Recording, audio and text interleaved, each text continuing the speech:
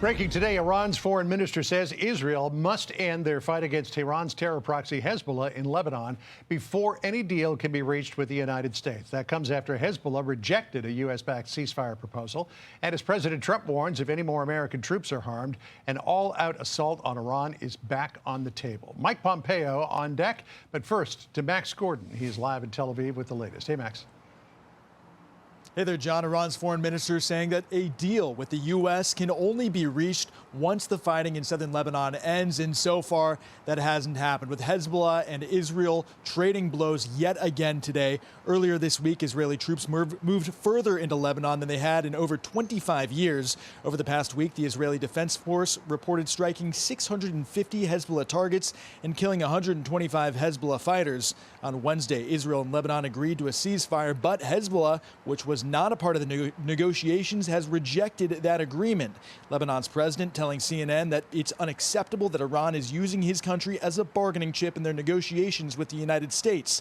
Israeli Prime Minister Benjamin Netanyahu said that they don't intend to leave Lebanon in the near future, maintaining a so-called buffer zone, claiming Iran is looking to use Hezbollah to invade Israeli territory. He says President Trump draws a red line with Iran, saying he'll end the ceasefire if American troops are killed in the region. As far as Iran's concerned, you're going to find out what the deal is. But the main parts of the deal is they can't have a nuclear weapon. The strait will open immediately. You know, it's going to open immediately. And we've largely swept for mines. President Trump now saying that he would be willing to meet with Iran's supreme leader if a peace deal is reached. John? All right, Matt Gordon with the latest from Tel Aviv. Matt, thank you. Aisha? Let's bring in Mike Pompeo, former Secretary of State and Fox News contributor. Secretary, great to have you on. Aisha, great to be with you this afternoon. So Iran keeps insisting that in order to make a deal with the U.S., a ceasefire has to include Lebanon. But how can that happen if Hezbollah doesn't stop attacking Israel and really disbands and disarms?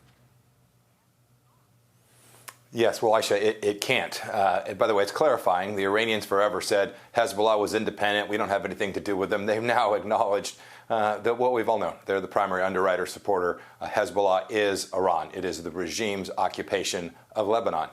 And so I read the agreement between the United States and Lebanon and Israel yesterday. But the party that really matters there, Hezbollah, a non-nation state actor, has refused to do the simple thing, which is to conduct a ceasefire and stop the fighting there. And so Israel's going to do the necessary. Their citizens still can't move back into the northern part of their country. You know, we wouldn't accept it if our citizens had to move out of their homes. Israel's going to do what's necessary. And you've seen Prime Minister Netanyahu acknowledge that this will continue. And so if the Iranians continue to hold to this idea that somehow a ceasefire there is part of this, I see no way there'll be an arrangement between the United States and Iran that solves the crisis that's in the strait today. It appears the president is getting very close to making a decision about Iran, whether or not we strike again. This is a New York piece, a New York Post op-ed by Victor Davis Hanson, and he puts it this way, Secretary. He says that the president really faces two stark choices here, and I want to get your take on this. He writes, one is to end the war and get some sort of a deal, which is what we're waiting for here. An alternative course, though, he writes, is riskier, one that could involve greater casualties and Iranian missile and drone strikes against Israel and the Gulf states. The point would be to inflict enough damage on the Iranian theocracy and its appendages to end the current off-and-on war. Do you agree with that assessment? And if so, which one of those two stark choices do you think the president is going to make? Aisha, I actually think those choices come together. They come together because in the end, you have to take down either the Iranian regime's capabilities sufficiently that you can begin transiting the Strait of Hormuz and keep our Gulf Arab state allies and the Israelis safe from missile and drone attacks, or ultimately you have to change their intentions. And I think each of those is going to require a lot more pressure than has been brought to bear to date.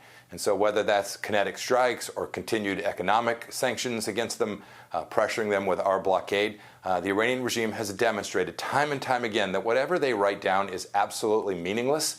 And so the United States and our friends and allies are going to have to do the necessary, reduce their capabilities and change their intentions. And whether that is can be done through economic means in the blockade or is going to require further military action by the United States, I think that remains to be seen. Every day that goes by, the Iranian regime is more confused, more fragmented, and poorer.